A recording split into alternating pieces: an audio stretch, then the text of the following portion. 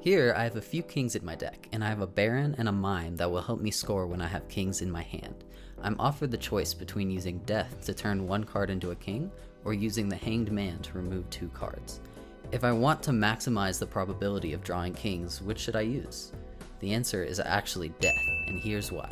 Let's call the number of kings in my deck K, and let's call the total number of cards in my deck N. If I use Death, the probability that I draw a king will be K plus 1 over N, and if I use the Hanged Man, that probability will be K over N minus 2. We can use this to set up an inequality, and if we solve that inequality for K, we get something relating K to this number, N over 2 minus 1. If the number of copies of your desired card is less than this number, you should use Death, and if the number of copies of your desired card is greater than this number, you should use the Hanged Man. In my case, my deck size is 47, half of that is 23.5, and this number minus 1 is 22.5. I only have 4 kings in my deck, which is much less than this number, so it's better to use Death.